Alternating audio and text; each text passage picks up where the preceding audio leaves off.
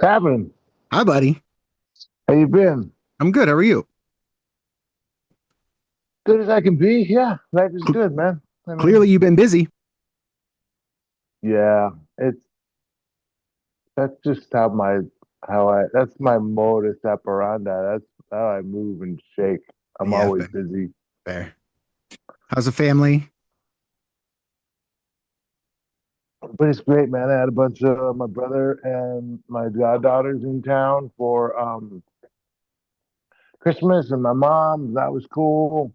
My sister showed up a couple a week ago. Did a little sleepover. We went out to dinner. I drove her to the airport. Saw my sister and my nephew. So it was cool. I saw everybody. And I'm glad everybody's gone. And I'm like, my house was like back That's to how it normal. gets that way, right? Like Yeah, they're coming, yeah, cool. They're here, cool. Then when they leave, you're like, oh, cool. yeah, Yeah, yeah. So exactly.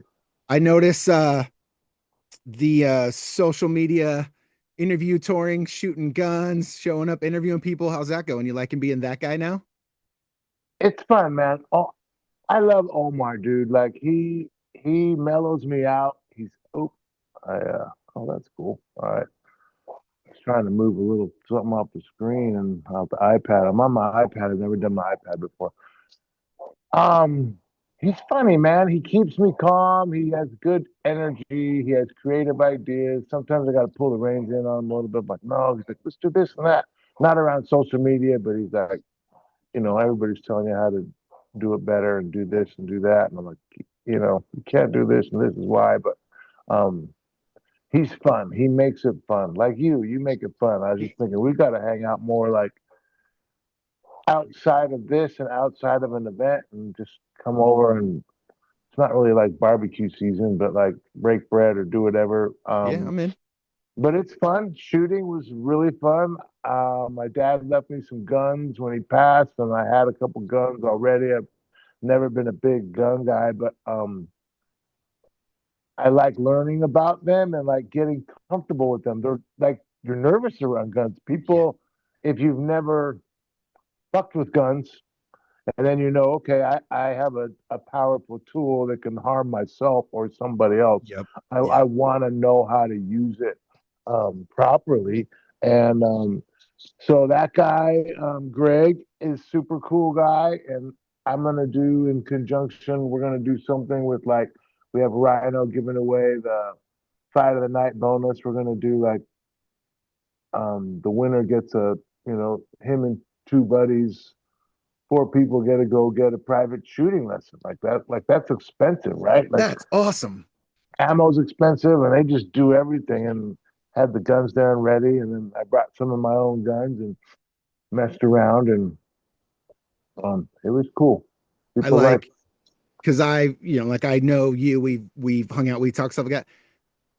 The aspect of when I first started working for CoGa to now, not that you're not interactive with fighters, but to see you be the face of the company and out there with the fighters and doing things or going to them or them coming to you. I really like the fact that you're out there interviewing guys and doing it more. something. Yeah, I wasn't. That's Omar kind of convinced me of that. Like I've been doing it so long, I'm kind of like it was just this thing that I do. And then he's like, "No, man, like you're the guy. Like be the guy." And I'm like, he kind of helped me realize what you just said. Like I think people appreciate that. I think doing little gym interviews and things like that are cool. And I'm working on those. It's hard. They take time. Yep. It's very time consuming. Like, hey, I'm gonna meet you at your gym, and you drive through traffic, and you go down there, and you're like, fuck, that was a day. That's a 6 hour ordeal.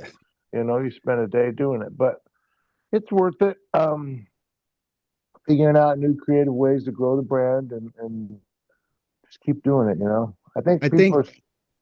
for me, I didn't mean to cut you off. For me, knowing what you do for Koga, like we can't, there's no ifs, ands, buts. Like you're the Dana White and the Vince McMahon of Koga. And remember, like 20-ish years ago, Dana White was everywhere talking about Koga. He's since laid off, but everywhere. And so I think you're probably negotiating wise, or when certain people piss you off, you can become the asshole. But really you're just a teddy bear. You're fun to be around. And so that's why I think it's fun seeing you smile and laugh when you guys. I could tell on a couple of them, like a couple of the first ones, when you were kind of nervous doing it, but I can Yeah, also see how you've gotten more comfortable doing it. And I'm like, oh, yeah, look at my guy doing stuff. yeah, yeah. Really, when I first started, I was like copying you. I really like what you did in your quick 3 minutes and all the interviews you did when we were really working with Livewire and what's your favorite movie and what's your cheat meal and all that. And like, honestly, I just shoot from the hip every fucking time. Like, I never really um, on the drive there, I'll think about, okay, what am I going to ask? And I kind of got my set, like certain things, but then you'll drive away thinking, oh, I should have asked this or I should have done that. So as I do it more, I will start to like prepare more, a little bit more. But really, it's so time consuming, all of it. It's like, I'm not on ESPN where I got an analyst giving me a sheet, like, talk about this, and these are the stats, and he rushed for 100 yards, and they did this every year, 3 years in a row, and you got all these stat nerds breaking it down for you. Um, I'd like to get these to the point. Like, I don't know if we can do this on this one, but if I send you those side by sides, like as we talk to each person, like if you can split the screen and Yeah. drop it up, or have Omar do that, he's really good at that. Or like, look, I put a TV right here with the logo on it. I saw that. So I'm gonna figure it out so that way when we're talking about ones, I can just tap something and then that'll change to the graphic we're talking about. Dude, that's sick. Yeah. Yeah. Yeah. So it's fun. Shit like this is fun, right? It's fun to like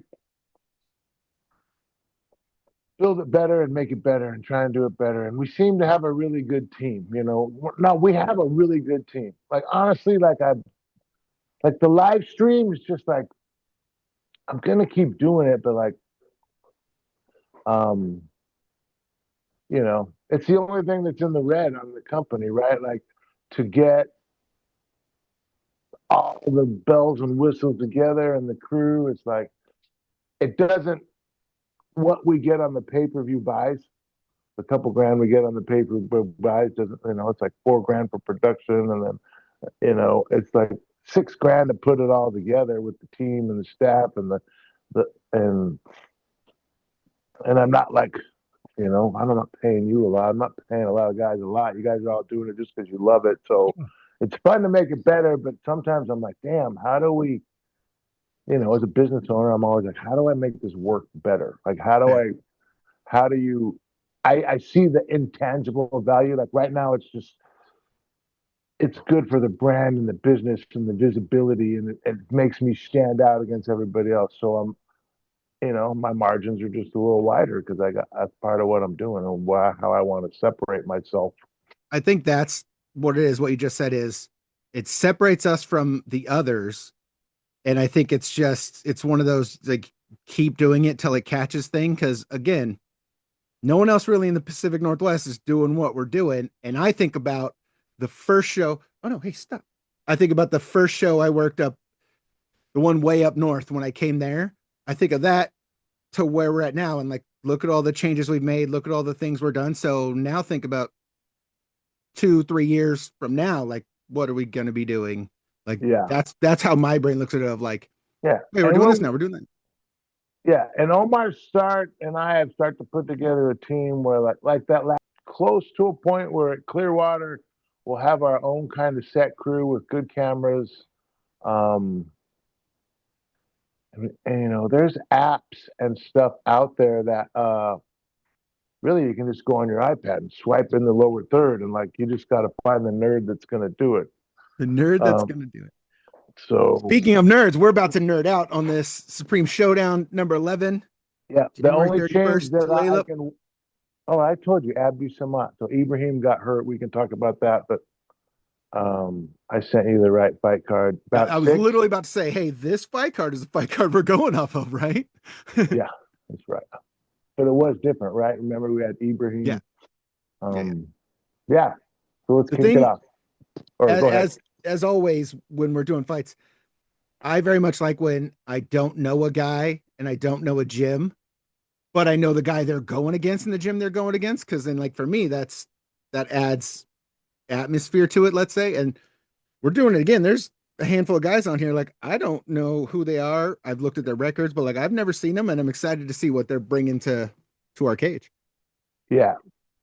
Yeah. So talking about the fight card as we kick it up, I brought in a few guys from Vegas, out of state, and guys that we really don't know, but I know, like we always talk about, they're from tough academies or relationships that I built that bring good quality people. There's definitely some new blood on this show, which I'm really excited to see. Yep. Like this fight card is absolutely stacked, and every guy says that all the time. Every promoter, every matchmaker, this fight card is stacked, and I'm like, I got to find some better words because that's it's going to be a banger. But this one, bell to bell, 1 to 10 is going to be absolute banger. They're very evenly matched, and I'm really excited to see what's going on. We're leading off with an amateur 135 bout, but from Jose Colbain from ATT Portland, American Top Team. That says it all right there. American Top Team. Fabiano, Brandon, and Ed pumping out a bunch of savages there against a teammate from, against Fernando Murrell from Team Outcast, Yakima MMA. His teammate is our 135 amateur champion. No, 145 amateur champion. Who is his teammate? I couldn't remember. Michael Singletary, who beat That's Eduardo, right. And then they're That's right. tough. Kevin Crawford and the gang out in Yakima at Team Outcast are building a stable of good fighters out there, man. They know what they're doing, and they got a lot of tradition. And they hold down the Yakima show at Legends, and they're doing their thing out there. So they're a good team, and I'm happy to have them on the show. Is Fernando? Is it Luis Fernando? Same guy? Because when I look on Tapology, that's the one. He's 3-0 at it. Like 3-0, yes, yeah. Okay. He has a couple of Tapology profiles on there. Okay, I just make sure I had the right guy when I was doing my research. Yeah. Okay. Cobain is 2-0. Fernando's 3-0, but he's had a couple more smokers, like 3 or 4 smokers in addition to that aren't recognized on Tapology. Yeah. Everybody knows. So they're both tough. They're going to be good. Jose, I saw his picture, is a little lanky guy. Looks like the kind of guy that could just guillotine you from anywhere because he's kind of got skinny arms. I don't mean that in a bad way. And then Fernando's a little more thick, stout guy. So, that's going to be a good matchup. 2 teams that I respect, 2 very different body styles. Jose looks a lot longer. That's the thing. I think it's a very good first fight, opening fight for the card. Looking at those guys, knowing their gyms, like it's a real good start. Yeah. And then Dunamis Muay Thai and Kodakai Jiu-Jitsu. That's the team that brought. Oh, I remember. The little redhead that beat. I got to get better with names, but they can't. Go ahead. It's the gym that all love and respect to my boy and your boy. Yeah. It's the team that brought the dude that beat the brakes off Neek that none of us were ready for or expecting. I remember, and that's the same dude on this fight card. He's the co-main event. We couldn't find, doing research, Ed and I were like, couldn't find anything on him. The lights go down, the music starts. We were like, this atmosphere is real weird right now. Like not knowing this guy come in, but like he's going against Neek. Like this is going to be gangbusters. And it was gangbusters. I still attend. Neek's eye swollen, all of it. I love that he still wanted to come out for that second round. It's good he didn't, but that dude still wanted to go out and bang. And that's all love and respect to Neek. But I did not expect that guy to do that to Neek. Yeah, me neither. I put that fight together. I wanted to challenge Neek in a way, but like that dude brought it. And that dude studied Neek. They came out with a game plan and knew his strengths and avoided them and attacked them and put him on his heels. And I think we were all really surprised by that. But that shows Neek's a freaking zombie. You got to chop his head off to kill him. Yep. Because he was ready to go. It was a good doctor stoppage. And even then, he'd probably be like Deadpool, and he'd just pick his head up, put it back on, and keep coming. Neek's great. But so that shows. Say the name of their gym again. Dumas Muay Thai. Yeah, Dunamis Muay Thai and Kodakan Jiu-Jitsu. It's a tongue twister. So that shows what we just said, the game planning, going against Neek, like that shows what that gym can do. They're going against another gym that we know what they can do. We've seen them numerous times in West Coast Fight Team with Gino Rosales. Yes, Yes. Gio. Geo. That's what I meant. Yeah, Gio. yeah. So then their teammate Eddie Makbog is from the same team that we were just talking about. Abara Atma's teammate, coached by Shane Ball, and they're coming a long ways from Canada, dude. He's like, dude, just get in the van and drive. So like, I got three of them on the card to make the trip. They can kind of co-op on gas, and they're gangbusters. They're ready to go. Yep. And Eddie's tough. He's fighting Gio Rosales from West Coast Fight Team, 170 pounds. Both young, athletic, 20-year-olds, well trained, well coached, and I'm excited to see what they're going to bring as well. And I know literally like nothing about really either of them. Then their teams are That's tough. what makes it exciting, though. Right. Yep. And then we got fight number 3, Andrew Terrain Trahan. versus Sorry. what I call, CoGa's version of the Diaz brothers, Yeah. Eduardo Chavez. Like, if Eduardo is on the fight card, it's gonna be a fight card. Same thing with his brother. Like, it's gonna be a fight. It's gonna be fun. Like, let's go. Yeah. They're young. They're in shape. They're durable. They're well coached. They train at Kaiju, kickboxing, and MMA, and they're Ben Pine. They got a good team over there. Ben's got a good thing going. He's building a good, strong fight team. Got a lot of good amateurs on the cusp of turning pro. They're going to bring it. Eduardo's going to bring it. His buddy's training on the following card, which we'll get to at a later date. So they're all in camp, getting ready to go. And Andrew is a stud wrestler, and Eduardo's a stud grappler. Like he's good up his back. He's in his jiu-jitsu tournaments all the time, fight to win and stuff. So they're both good grapplers. It might be who can kind of do more on the striking or like dictate where the fate goes. Whoever keeps it on the feet and does a little more damage. But I don't know what Andrew's striking is like. I just know that his coach says he wants to smoke, find him a match.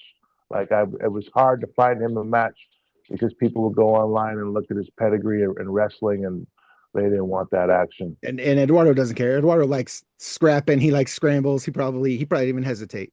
Yeah, I think the kid's a state champ wrestler. Andrew is, and Eduardo's like, I'm down. I'm like, he's got the right attitude and the right mindset. He thinks about his fights. He prepares well, and he's not afraid of a challenge. He just wants to make sure he's healthy. He's not fought for me because he's needed a rest. And he's smart. He's a smart kid. Him and his brother are smart. They run their own little business, Peak Interiors, giving them some love. And we're always happy to have the Chavez brothers on the show, man. Yep. And then we're going to our last amateur fight is number 4, AJ Marquette. And how do I say his first name? VJ Sign. VJ Sign. Thing. That's my sleeper fight pick for the night in the amateur portion. It's going to be a banger. Going to be really good. We talked about Dumanis Muay Thai and what they've brought every time and what we expect. I think AJ is like 4-1 or 4-2. You might have looked, and then 6-2, and VJ 6-1. Yeah, so that was I was getting very good similar records. AJ's fighting up. He's a 45er, and VJ's a 55er. And after the holidays, I was just like, look, man, you guys are the 2 best guys in the region. Like, let's just get it done. Let's match you guys up. It's amateur. In the end, it's just good experience for you if you're even thinking about going pro. And this is going to be a really good fight. VJ trains with Eric Dahlberg, who's been around forever, black belt, high-level black belt, runs his own academy down in Tukwila. He has a bunch of good fighters as well. Eric's been around, and every black belt that I know that I've worked with, everybody kind of talks about Eric and what a badass he is. And nice. Like everybody's like, he just has this mystique. He has this mystique about him, kind of like a legendary mystique. Like Eric kicked my ass. Eric would kick everybody's ass.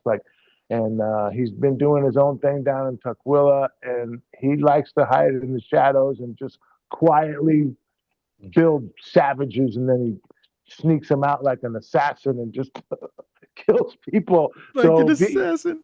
So VJ and AJ is going to be good. They're both long and lanky, and I put that at the end of the amateur bout because it seemed like they had the best records and they deserved to be there, and it helped actually me spread it out and give Giannis a break and stagger them. But Yeah. that's going to be a really good fight, undoubtedly a good fight. And then our first pro fight, there's so many things going into this fight.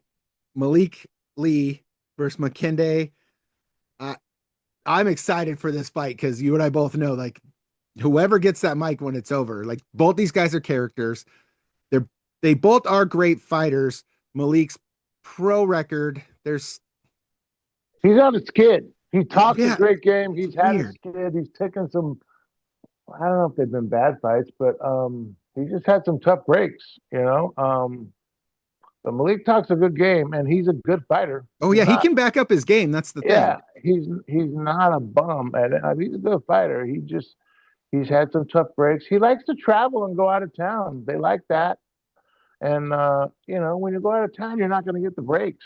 You're Yeah. fighting the hometown guy, Yeah. and for some reason, he likes to go. He lost a close decision, and but Malik's fun. Like So fun. he's gonna give you a good fight. So And is McKenday. McKenday is fun. McKinney, He's also a character. He's fun to watch. Like same. That's why I was like, I saw this come up. I was like, oh, here we go. yeah, good way to lead off the pros. Yeah. Very good fight. Yeah. 155 pounds.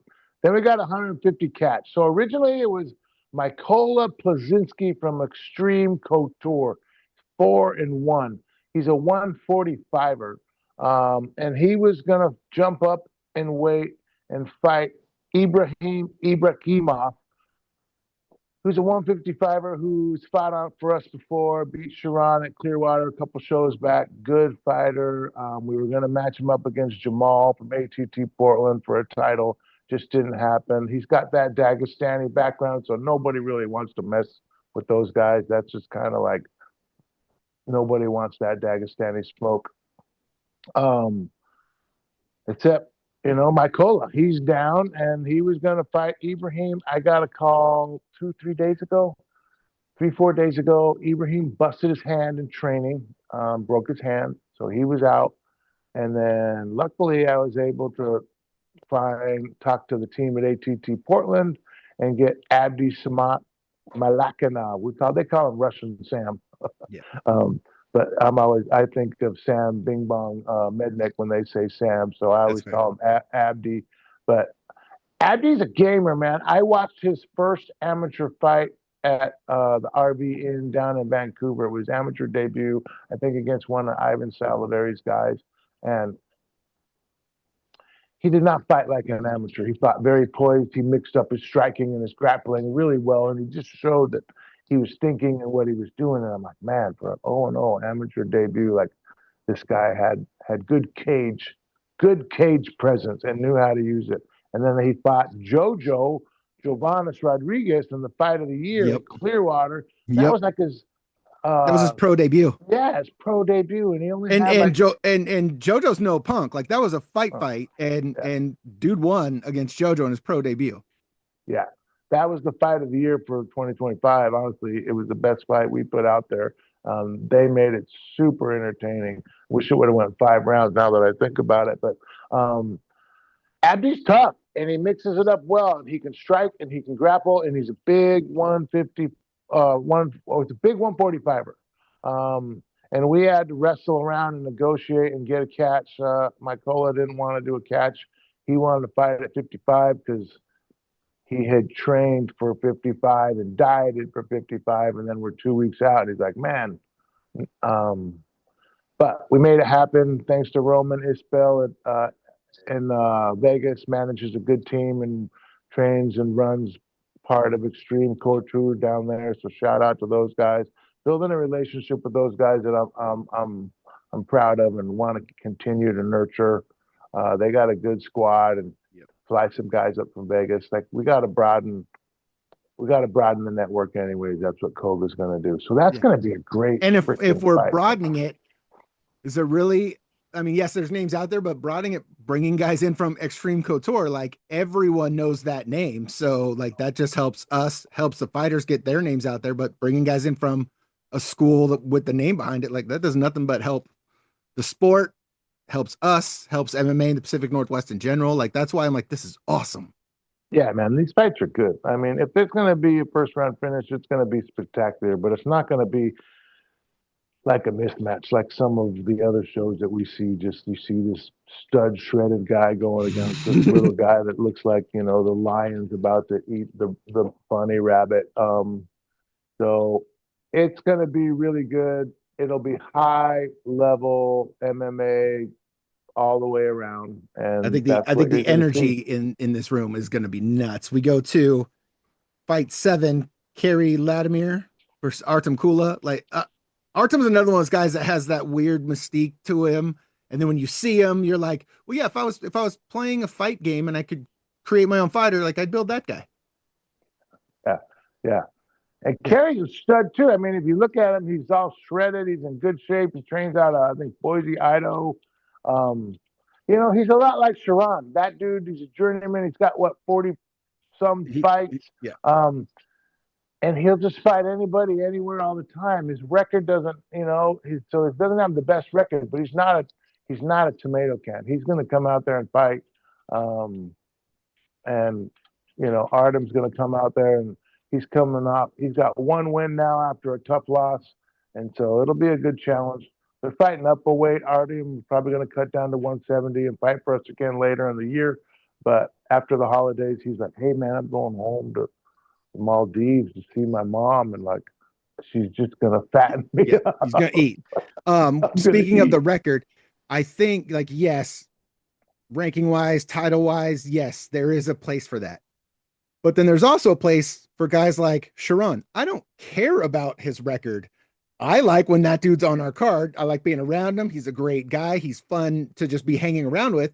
But then when he gets in that cage, it's not like he just goes out there and he loses. We have seen him get better as we've seen him fight. Yes, he may have a losing record, but as you said, that dude's a journeyman. He just likes fighting, and he does at least bring a fight. So there's some fights, records really don't matter. They're just fun to watch fight.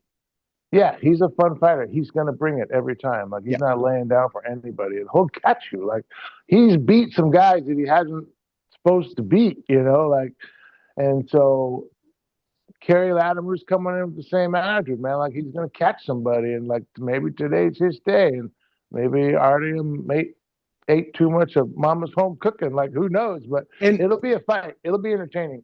for a 100%. guy like Kerry, let's say he does catch Artem in fantastic fashion. That's going to do nothing but boost his energy and self confidence for like. Then the next fight's going to be better. But like that's the aspect of where like this fight has could be awesome. Yeah. Yep. Now we're Then moving going on. to Go ahead, talk it up, lead it in. we're going to our next one, Shamal versus Luther. I don't know where you found Luther. This dude is a beast. When he showed up, and then I was looking at all his past stuff, I'm just like, who the hell is this guy? And why has he not been around before? And then he fought Matt Hamill on our last card. He took that leg kick, and I had talked to Matt beforehand, and Matt was like, hey, I don't think he has a ground game. Matt told me, I'm gonna leg kick the shit out of him. I'm gonna get him down. We're gonna see. He leg kicked the shit out of him, and then coming in, he took a knee to the face, Yeah. busted his nose, and his fight went the way it went. It would have been interesting to see what Matt could have done on the ground, but also Luther's dynamite and he's got grenades, and I'm excited to see this next fight and what he does. This is a super matchup, man. I mean, the guy's from Dagestani fighters, Shamil Murtazali, right? Like, he's got the name, he's got the fight team, he's training down in Florida, so he's got that Dagestani wrestling. Luther's a wrestling, state qualifier, state placer from West Coast fight team. Like, Luther's a dog. Like, these 205ers they're in shape, they're athletic. It's gonna be super exciting because the wrestling. I think Luther's got a good enough wrestling pedigree that like he's not going to get taken down at will. He's going to be able to keep the fight where he wants it. And I don't know much about Shamil other than I have a great relationship with his manager and his team, and I've been working on facilitating those relationships to broaden Koga's network to create fights like this. But I am super, super pumped for this fight. Like this This is going to be a great fight. this fight easily could have been our main event and it still would have Absolutely. been a banger, but it's not our main event. We have Yeah. two more fights to Yeah. go. Our co-main Yeah. event, Noah Johnson versus, say his name, Albara Akhmed. Albara Ahmed. I again, this is the guy we talked about a second ago. He came in, we had no clue who he was, his mystique, but he's going to get Sneak, and he put on a show. He put a beating on Neek. Unfortunate. We love respect Neek, Yeah. but he put a beating on a guy we did not think could happen. Yeah. Or we've seen Neek get all respect. We've seen Neek getting his ass beat in a fight, but then I call him, he's our version of Rocky. He will get his ass beat, and then there comes a point when he decides, I'm biting on this mouthpiece and we're fighting. When he fought Brandon Altamore, put his head in his chest, just kept swinging and he won. This dude did not let that happen. He made it so bad. The doctor stopped it. And I was there, cage side. Everyone's telling Neek no, and Neek still wanted to go. Oh, yeah. Neek, Respect he didn't, but what this dude did was fucking nuts. Yeah.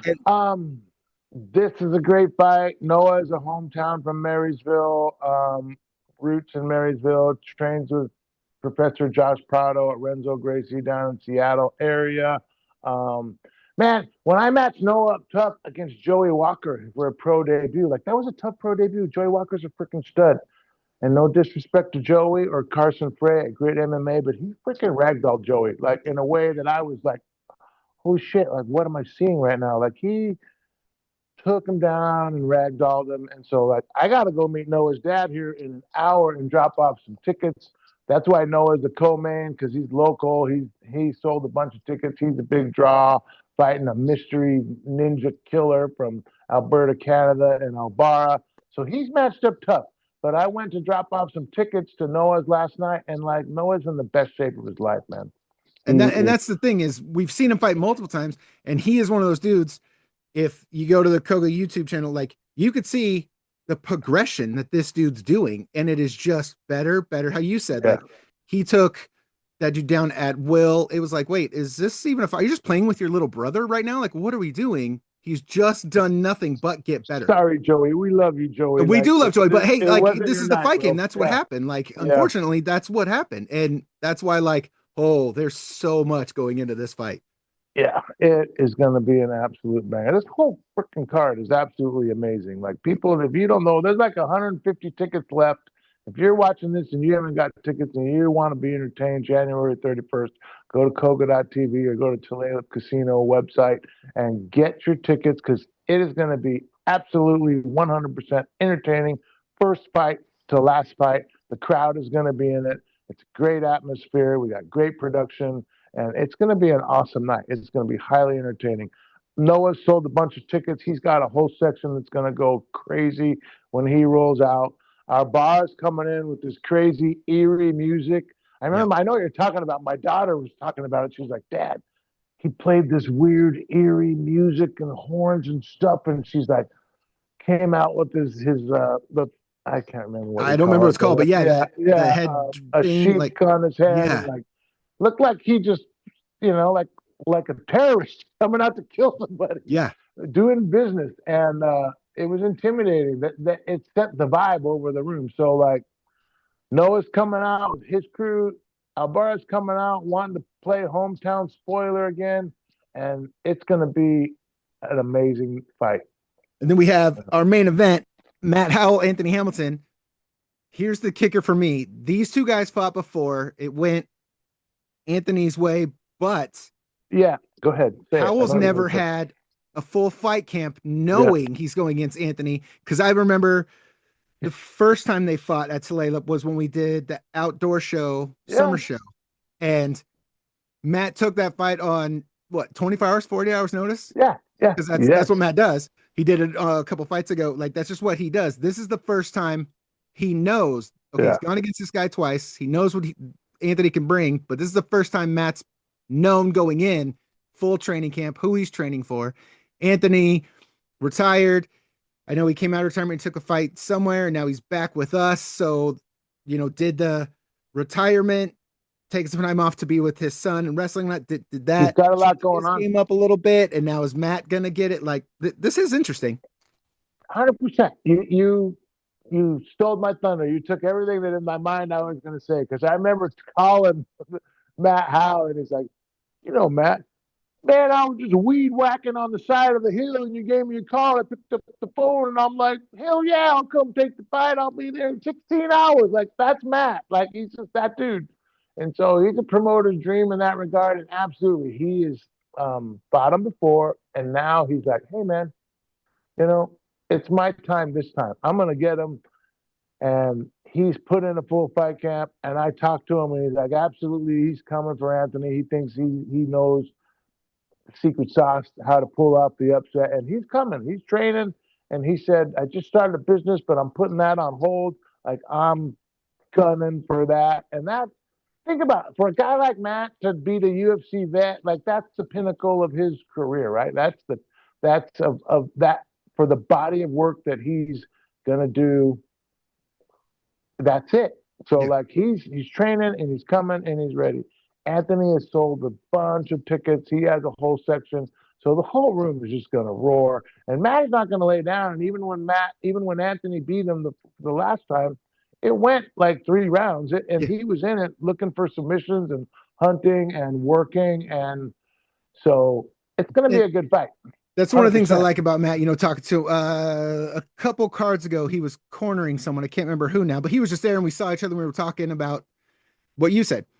He'll get phone calls and he'll just go take fight. He just likes fighting. Just like, well, win or lose, he doesn't care. He'd put a mouthpiece in and go fight. But so for a guy, a journeyman like that, you go against a UFC guy twice and you lose, but you didn't have full fight camp. Well, now you have full fight camp. If he does win, he gets, at the end of the day, he gets to go, hey, I got that guy. I beat a UFC guy. What I'm curious about is, how did you get Anthony to come back for this fight? Anthony's magic number is 40. He wants 40 fights, and I think he's like 36 and something, but he wants to get up 40 fights. So this will be his 39th fight, and then I'm working on. We want to do one more, so we want to get to 40. Anthony's my friend. He wants to retire in CoGa officially for the second time and the last time. This would not be his retirement fight. We're talking about it the other day. I got a couple matchups for him that I think would be epic. I'm not going to let the cat out of the bag yet because he's the ways out. But Anthony came to me because he was going to fight on that previous show. And then he kind of got injured and he needed to rehab a little bit. And so he took care of that. And he called me. He's like, I'm healed up. And I want to make this run. 40 is the magic number. So he wants 2 more fights. So this will be his second to the last fight. And then we're going to do one more probably in May in Clearwater. And I think for a guy like Anthony, like, yes, did he retire in our cage? Absolutely.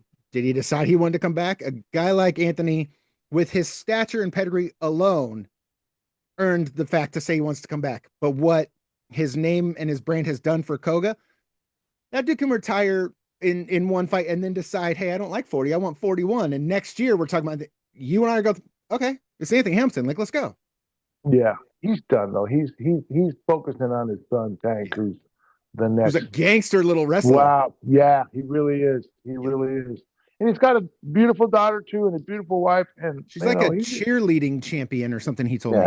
He's a family guy. So, I think his wife would kill him if he tried to come out of retirement after this plan. Like, we have a plan. We've talked about it. I've known Anthony for years. He started with me, man, and he'll be done. We're going to follow this plan. We're going to follow this plan. We're going to stick to this plan. His wife is going to kill him. I don't think he'll be coming out. His body's been through a lot, and so the plan begins January 31st at Tulalip Casino. Get your tickets. There's only a few tickets left. CoGa.tv, Tulalip's website. Get the live stream and hear me and Ed running our mouths. Oh yeah, Ed Herman will be back for this one, back from his Brazil trip, all the stuff he's doing. He'll be back on the mic with me. CoGa.tv. But like we just said, this is going to be a banger from start to finish. It's going to be a banger. 100%. It's going to be an amazing night. January 31st. Get your tickets to Tulalip Casino, bell to bell. It's going to be a very entertaining night. You will get your money's worth. Once again, the show is presented by CombatGames MMA.